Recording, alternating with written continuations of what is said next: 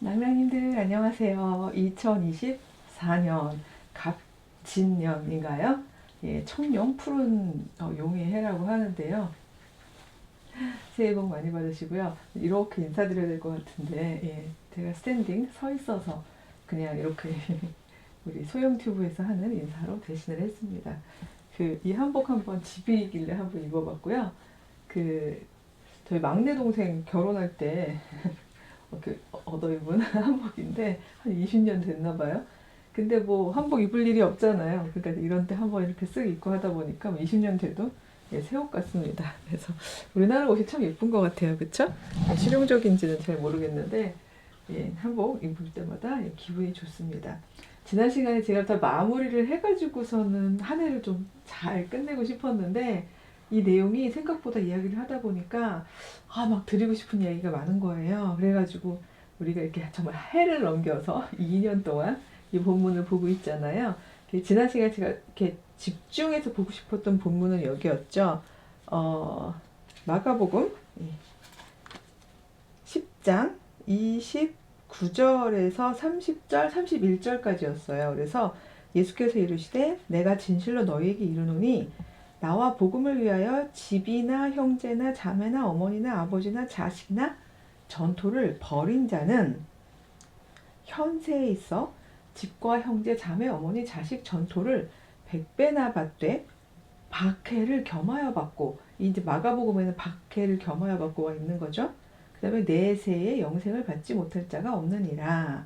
그러나 먼저 된 자로서 나중되고 나중된 자로서 먼저 될 자가 많으니라. 이렇게 되어 있는 요 구절을 집중적으로 묵상하기 위해서 지난 시간에는 제가 그 앞맥락을 좀 살펴봤던 거잖아요.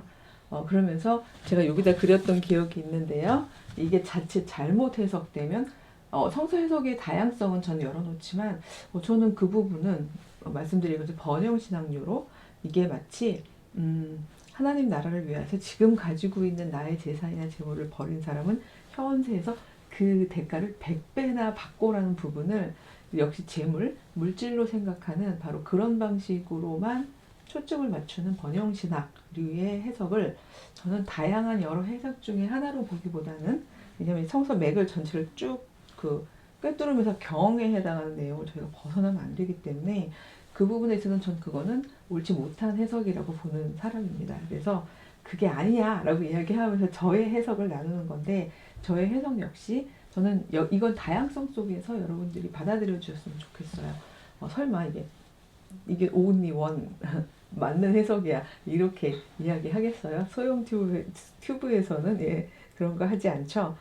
지난 시간에 제가 쭉 자락을 깔면서 얘기했던 것 중에 하나는, 이 부자가 근심했던 거는 물질적인 거에 대한 부분만이 아니라, 이게 여기에는 이제 그냥 부자가 아니라 이제 여기 어떻게 나와 있죠? 마가복음에 보면은 한 사람이 달려왔다라고만 되어 있죠. 그냥 한 사람.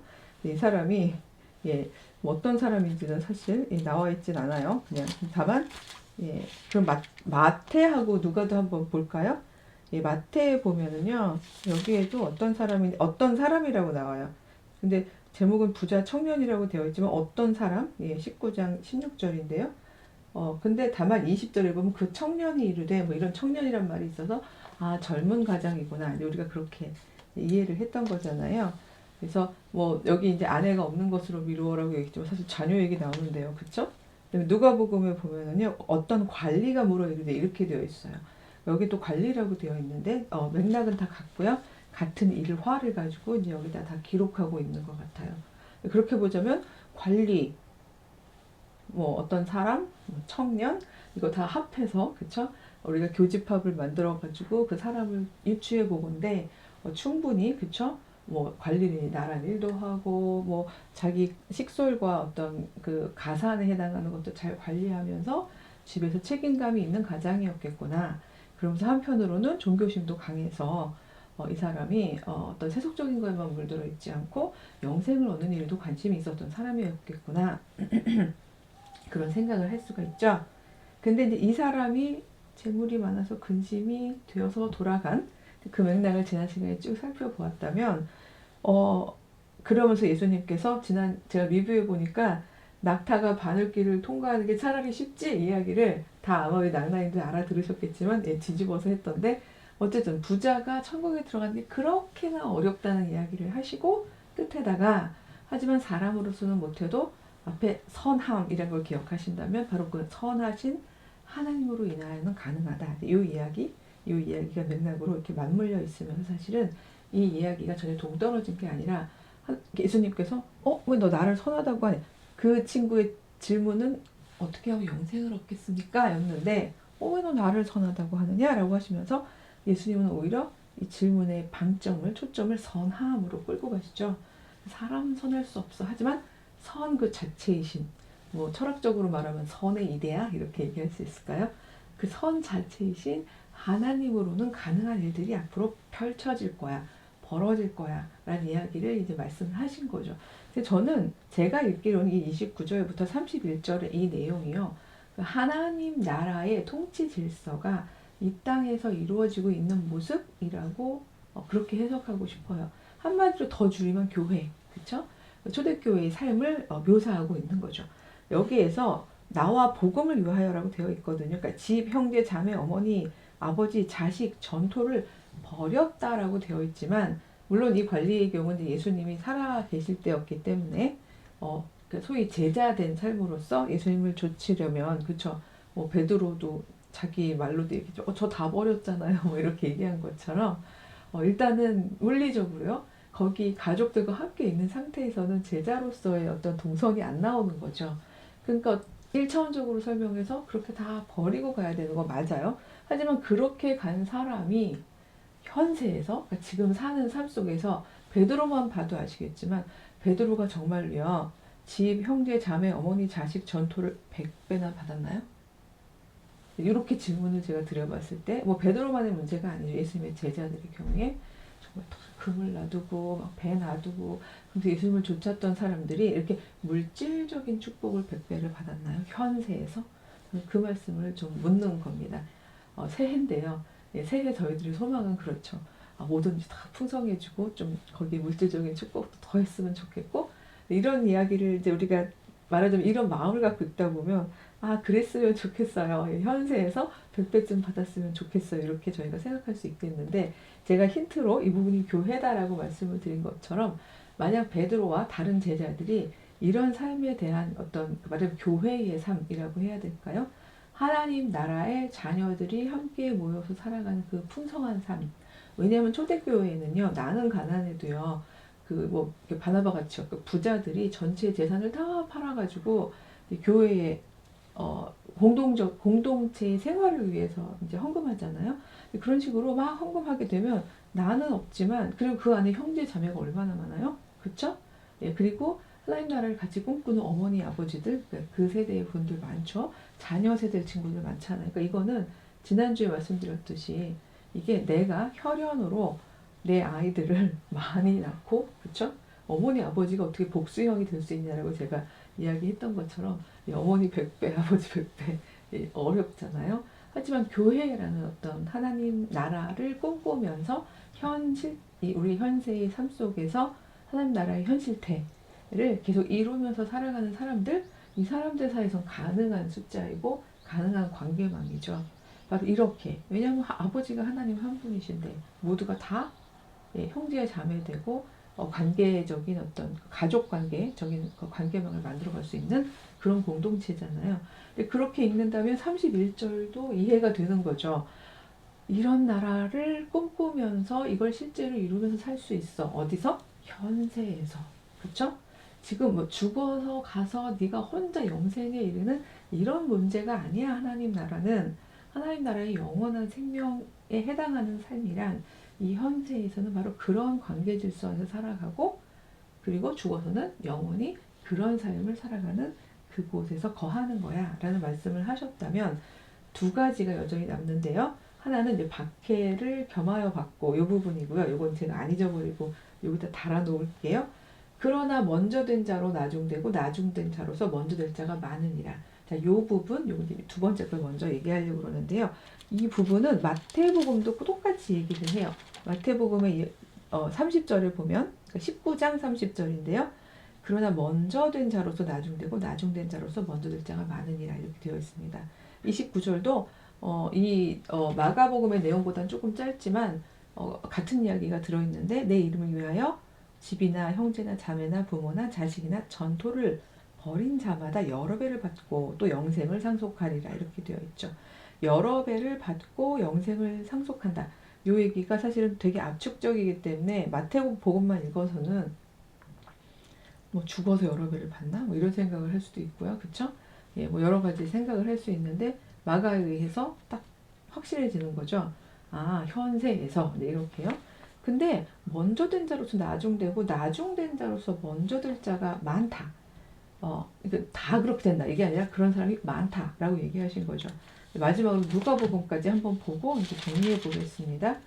누가복음에는 18장 29, 30절에 똑같이 나오는데요. 이르시되 내가 진실로 너희에게 이르노니 여기는 뭐 나와 복음을 위하여 뭐 나를 위하여 이렇게 아니고 하나님 나라를 위하여 이렇게 되어 있어요.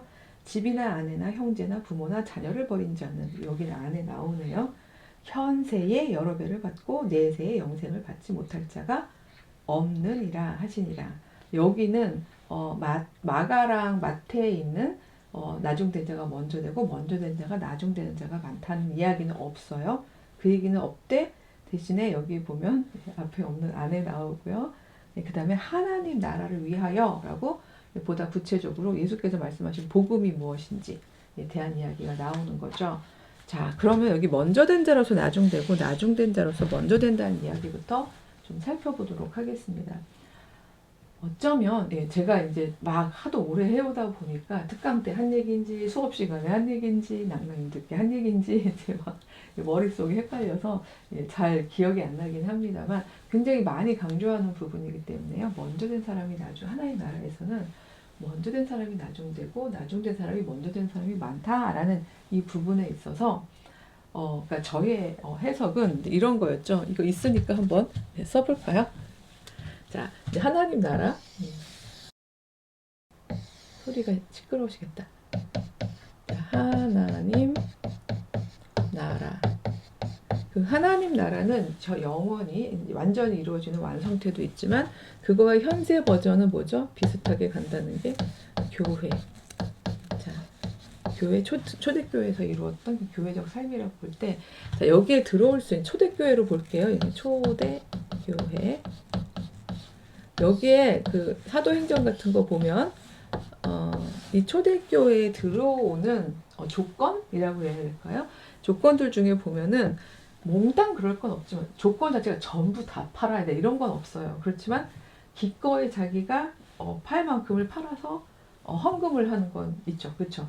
그래서 다만 그 아나니아와 삽비라가 어떤 벌을 받은 건 그들이 다 팔지 못해서라기보다는 자기들 위해서 몫을 남겨놓고서 막 진짜 그렇죠? 성령님을 속여가면서 이게 다예요 라고 얘기하면서 이곳에서 있는 이 하나님 나라와 같은 초대교회의 삶에서 누릴 수 있는 어떤 그 풍족함? 그 풍족함이라는 건 나는 다 버리고 다 드리고 났는데도 이렇게 많은 형제들을 얻었고 그쵸? 내가 버린 재물보다 그러니까 내가 헌금한 헌금보다 훨씬 양이 많잖아요. 그쵸?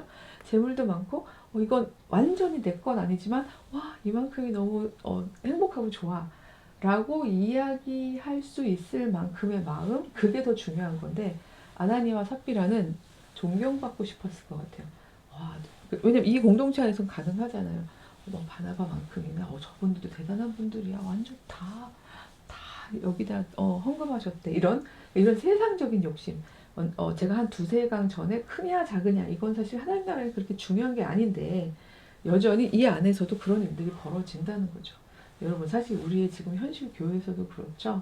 뭐 절개 헌금 같은 거 할 때 그 분량과 헌금의 분량과 어떤 나의 신앙심의 깊이와 나의 교회 안에서의 위치와 이런 것들을 굉장히 막 동일시하게 되고 또 이렇게 뿜뿜 하시는 분들이 있잖아요.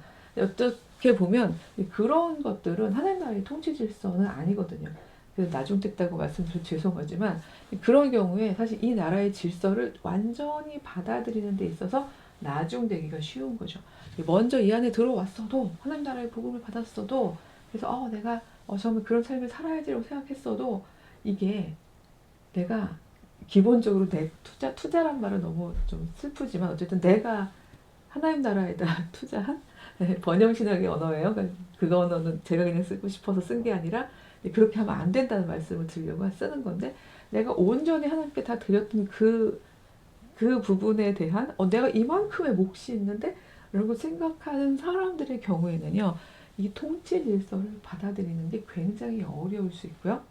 그리고 나중되기가 되게 쉬운 거죠.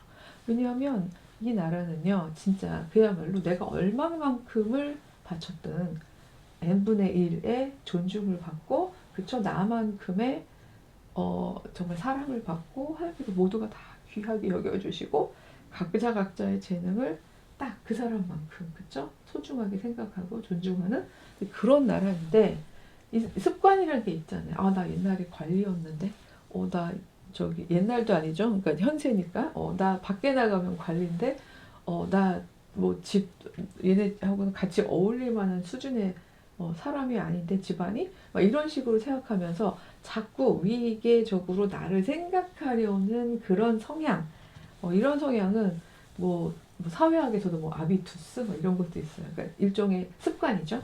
그래서 막 거드렁거드렁하는 습관 이런 것들이 그런 걸 가지고 있는 사람들이 사실은 이 세상 바깥에서 보자면 기득권을 가진 사람들이잖아요.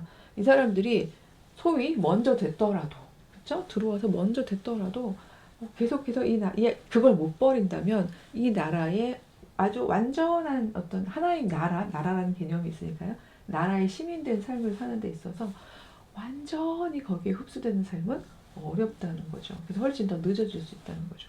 하지만 가난한 사람들의 경우에는요. 그 사람들이 도덕적으로 뭐 더 뛰어나고 아니면 인지 능력이 뭐 훨씬 더 좋아서가 아니라 이 나라에서 가장 이 나라의 통치 질서를 제일 먼저 받아들일 수가 있는 게요. 왜냐면 요즘 이런 걸 써도 되나요? 정초부터? 왜 개꿀 뭐 이런 거 있잖아요. 왜 이렇게 자꾸 앞에 이런 걸 붙이는지 모르겠지만 나 진짜 기본적으로 내가 밖에 가진 것도 없었는데 여기 안에 들어오니까 나는 아무것도 하지 않았는데 저게 다 내 거래. 그런 거 있죠. 몽땅 다 내 건 아니죠. 어쨌든 내가 필요한 만큼 나눠 쓸 수 있대. 그 다음에 나 밖에 나가면 진짜 너무 별거 아니고 사람들이 막 어떤 사람들은 참 못된 사람들은 멸시하기도 하고 막 그러는데 여기 왔더니 막 형제님 자매님 그러면서 나를 너무 존중해줘. 너무 좋은 곳이야. 이런 데가 하나님 나라라면요. 저 제일 먼저 달려갈래요. 이 꼴찌된 자가 나중된다는 이 부분에 있어서 이 순서상으로 늦게 들어온 사람이라기보단 저는요. 약간 이게 사회 안에서의 수직 위기에 있어서 상당히 그래서 꼴찌라는 말보다 어쨌든 이 하층에 있는 그런 대접을 받으면서 하나님이 주신 어떤 나의 그 창조된 모습 그대로를 유지하기 어려웠던 쭈그러들었던 이런 사람들이 바로 이곳에 들어온다면 얼마나 삶이 펼쳐지면서 행복하겠어요. 그러니까 이분들이 먼저 되는 경우가 많다는 이야기죠. 자, 많다고 그랬지 안 된다고 그런 건 먼저 된 자는 반드시 나중 될 거야 이런 얘기도 아니고요. 그쵸? 꼴찌가 반드시 첫째가 될 거야 이것도 아닌 거예요. 많으니라 그런 경우들이 많다라고 이야기하신 거죠. 그러나 역시 부자도 그렇죠? 혹은 첫째 된 자도 먼저 된 자도 들어와서 여전히 제가 이걸 첫째라고 얘기하기 뭐죠? 여전히 그 나라의 질서를 온전히 받아들이면서 그런 삶을 살아갈 수 있죠. 글쎄, 초대교회 사람들 중에 전 바나바가 되게 자꾸 떠오르네요. 그런 삶을 충분히 살아갈 수 있는 거라고 저는 생각을 해요. 그래서 이 부분을 저희가 명심하면서 올 한 해도 교회 봉사하지만 내가 만약에 혹시 여기서 말씀하신 예수님께서 말씀하신 먼저 된 자 포함되는 어떤 그 범주에 들어가는 삶을 살았던 사람이라면 막 모태신앙이고 막 장로님 권사님이고 막 헌금도 제일 많이 하고 이런 식으로요. 그렇다면 그걸 가지고 뭐 반성하시라는 얘기가 아니라 너무나 훌륭한 삶을 살고 계시는 건데 그걸로 인해서 내가 내 몸만큼의 한 사람의 몸만큼의 어떤 존중을 받으려고 하고 인정을 얻으려고 하고 그러지 않았나. 이 하나님 나라 질서란 정말 아주 어린아이와 같은 작은 그 존재도 그 목만큼이 존중받는 그런 나라인데요. 그렇죠? 바로 그런 나라를 내가 온전히 받아들이는 자세를 계속 가져야겠다. 이런 생각을 좀 하는 한 해가 되었으면 좋겠습니다. 근데 제가 여기다 달아놓은 거예요. 근데 안 까먹겠다고 한 거 중에 하나가 박해를 함께 받고 이 부분이죠. 이 얘기는 마태랑 누가는 이야기하지 않았어요. 마가복음이 이야기하고 있는데요. 그렇다면 마가복음이 복음서 중에는 네 복음서 중에 제일 먼저 쓰였다고 하는데 마가복음은 왜 박해를 함께 받고라는 말을 썼을까라고 생각해 보면 그 쓰여진 어떤 기록들과 그다음에 기록된 그러니까 쓰여진 기록들의 어떤 배경을 저는 이제 아무래도 전공자니까 배웠잖아요.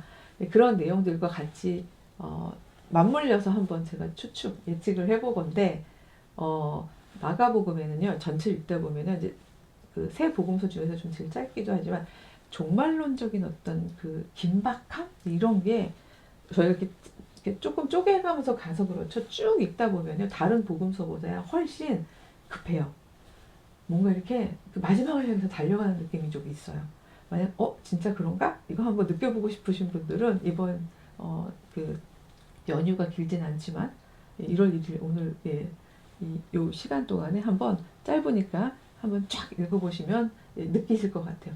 진짜 굉장히 긴박하거든요. 그래서 막 즉시 막 이런 단어, immediately 막 이런 단어도 막 쓰이거든요. 그래서 이게 단어 같은 걸 봐도 그렇고요. 묘사도 그렇고 편집 방식도 그렇고 굉장히 급해요. 그래서 이 마가복음이 쓰여진 그 즈음이 바로 왜 유대 로마 그 전쟁 있고 결국 예루살렘이 막 무너지고 그래서 막 박해를 받으면서 이 크리스찬들만이 아니라 이제 많은 유대인들도 그렇게 막 디아스포라 막 흩어지고 막 어쨌든 이런 상황들 이런 정황들이 있었던 바로 그 현장에서 현장성을 가지고 썼기 때문에 이 부분에 있어서 정말 이 하나님 나라의 복음이라는 거는 이 현세의 질서를 흔드는 내용이잖아요. 가뜩이나 정세도 불안정한데 이런 이야기를 하는 이 사람들이 앞으로 지금도 마찬가지지만 어떤 삶을 살아갈까에 대한 이야기를 안쓰러움과 그러나 지지 말라는 희망을 담아서 이 박해를 함께 받고라는 것을 마가는 넣어놓은 곳이 아닌가 저는 이제 그렇게 생각을 합니다. 반면에 박해를 계속 받고 있는 사람도 이미 받고 있는 여기 이제 막 벌어지고 있던 때라서 주사 맞으면 아플 거야 이렇게 얘기하는 이런 거였다면 막 아파서 이제 힘들어하고 막 고통받고 있는 그런 현장에서 이미 받고 있는데 박해를 함께 받고 얘기해서 뭐 하겠어요, 그렇죠? 제 생각은 그런 거죠. 그래서 마태나 누가 같은 경우에는 너무 이게 좀 자명한 상황이기 때문에 그 부분을 굳이 강조할 필요는 없지 않았을까라는 생각을 좀 해보긴 합니다. 그래서 결국 세 복음서를 다 종합해 본다면 그 어느 하나는 욕이 강조되고 어느 하나는 욕이 없고 막 이런 것 때문에 어느 게 더 진짜냐 아니냐 늘 말씀드리는 것처럼 그 세 가지 기억나시죠? 그래서 리브 워크워크적으로 어느 게 예수님께서 진짜로 말씀하신 걸까? 나와 복음이라고 하셨을까? 나를 위하여라고 하셨을까? 하나님 나라를 위하여라고 하셨을까? 이게 더 중요한 게 아니라 이걸 다 저희가 함께 모아서 우리에게 전해지는 성스러운 이야기, 우리의 릴리우는 무엇인가? 라고 정리를 해보자면 저는 이 시대, 21세기 그리고 2024년도 마찬가지라고 생각하는데요. 우리가 살아가는 이 세상에서 우리가 어떤 혈연 가족만의 어떤 집단, 그것도 집단 이기주의거든요. 이 이기주의를 넘어서서 하나님 나라의 교회된 삶, 정말 어머니들도 많고 아버지들도 많고 형제 자매들도 많고 자식들도 많은 이 삶 안에서 하나님 나라의 통치 질서를 우리가 이 현세에서 살아나가는 그런 삶을 살아간다면 네 돈이 내 돈이고 내 돈이 네 돈인 그런 어떤 풍성한 삶을 살아갈 뿐만이 아니라 이런 삶에 대해서 동의하지 않고 오히려 이 부분에 대해서 빈정거리거나 혹은 박해까지도 할 만한 왜냐하면 이 현재는 이 두 세력과 두 세계관이 계속 공존하면서 싸우고 있으니까요. 그런 삶을 살게 될 거다. 그렇지만 그거 플러스 죽어서 영생을 얻게 될 것이다. 이 내용을 누가 더 많이 빨리 온전하게 받아들이게 될 것이냐? 사실은 이 땅에서 고통받고 가진 것이 얼마 없는 그래서 꼴찌된 사람, 나중된 사람들이 오히려 이 복음의 질서에 더 빨리 참여하고 더 온전히 참여하고 더 기뻐하며 참여할 수 있다. 이런 내용으로 저희가 받아들인다면 우리 한 해도 살아가는 저희들의 삶의 자세가 조금 더 달라지지 않을까 이런 생각을 해봅니다. 다시 한번 푸른 용처럼 힘차게 살아내는 그런 우리 2024년 되기를 바라면서요. 다음 주에 뵐게요. 안녕.